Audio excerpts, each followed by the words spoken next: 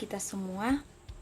Pada kesempatan kali ini, kelompok kami akan menjelaskan sedikit dari apa yang menjadi hasil diskusi kami, yaitu tentang bagaimana pendidikan agama Kristen diberikan kepada remaja Madya pertengahan pada situasi COVID-19 saat ini. Namun terlebih dahulu, kami akan memperkenalkan diri. Perkenalkan, nama saya Wulan Huta Barat dengan NIM 19010110103. Perkenalkan, nama saya Lasro Putra Lubis, NIM 1901011011. Perkenalkan, nama saya Yunisi Hombing dengan NIM 1901011102.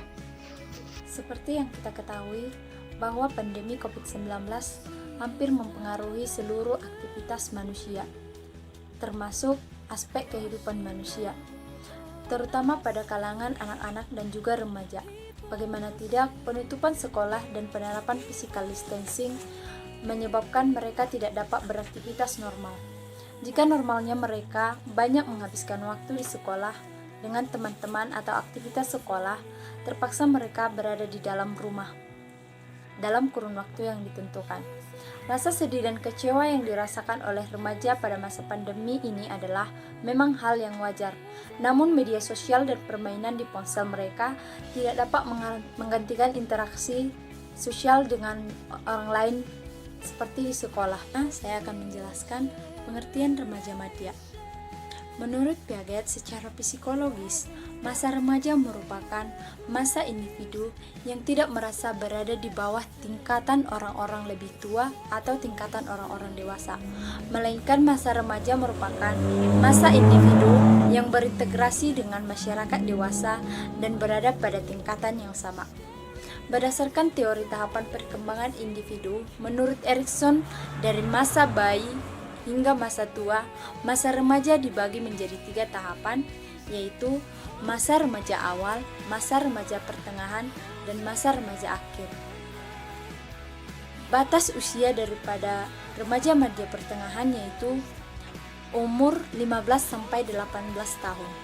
Kepribadian remaja pada masa ini masih kekanak-kanakan, tetapi pada masa remaja ini timbul unsur baru, kesadaran akan kepribadian dan kehidupan badaniah sendiri. Remaja mulai menentukan nilai-nilai tertentu dan melakukan perenungan dan pemikiran psikologis dan etis. Yang kedua, ciri-ciri dari remaja Madya pertengahan. Ciri-ciri remaja Madya pertengahan ditandai dengan yang pertama, remaja mulai menyampaikan kebebasan aspirasi dan haknya untuk menyampaikan pendapatnya sendiri. Tidak terhindarkan, ini dapat menciptakan ketegangan dan perselisihan, bahkan dapat menjauhkan remaja dari keluarganya. Yang kedua, remaja lebih mudah dipengaruhi oleh teman-temannya daripada ketika mereka masih kanak-kanak. Ini berarti mereka dipengaruhi oleh orang lain. Ini berarti bahwa pengaruh orang tua juga semakin lemah. Anak remaja berperilaku mempunyai kesenangan yang berbeda, bahkan bertentangan dari perilaku dan kesenangan dari keluarga.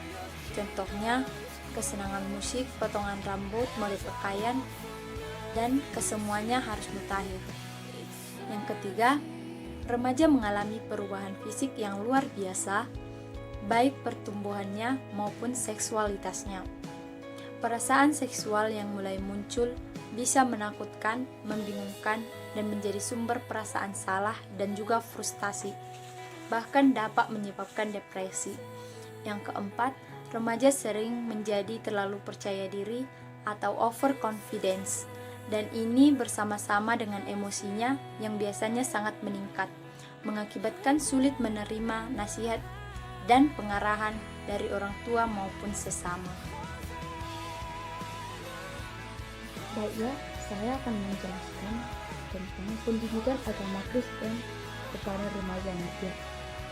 Pendidikan agama Kristen adalah pendidikan yang bercorak moral Kristiani.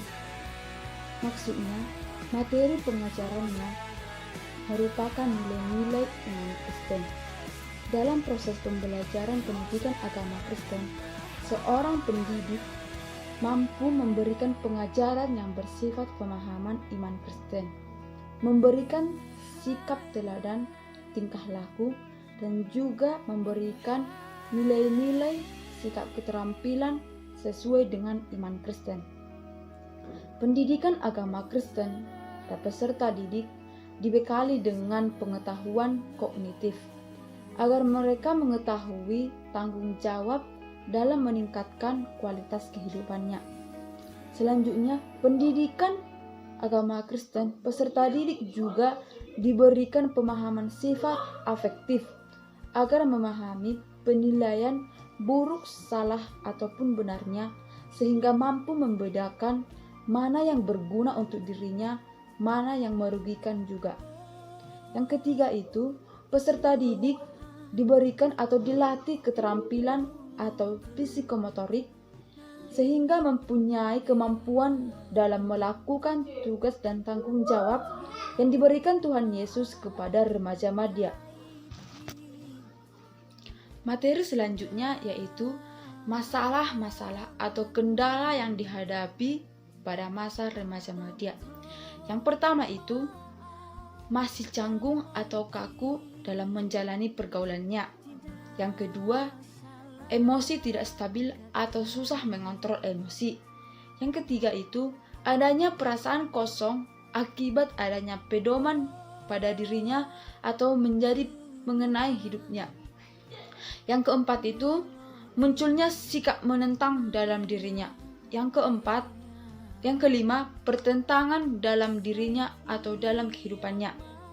Yang keenam, kegelisahan karena hal yang diinginkan tidak tercapai. Yang ketujuh itu senangnya bereksperimen. Yang kedelapan, mulai senang bereksplorasi. Yang kesembilan, mempunyai banyak fantasi atau khayalan dalam kehidupannya.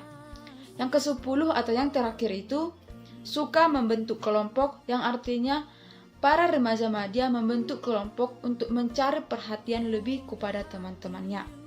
Sekian penjelasan saya. Terima kasih. Baiklah, saya akan menjelaskan hasil diskusi dari materi kami, yaitu peran pada remaja madya. Masa remaja merupakan suatu masa di mana perkembangan individu yang diawali dengan matangnya organ-organ fisik sehingga berproduksi pada umumnya. Kemudian, cara yang diberikan sekolah pada remaja madya menghadapi pandemik sekarang. Yang pertama itu adalah menentukan metode pengajaran yang tepat pada masa COVID-19. 2. Sekolah atau pendidik hendaknya meningkatkan kualitas keaktifan remaja seperti mengajar menggunakan media yang memudahkan peserta didik dalam belajar seperti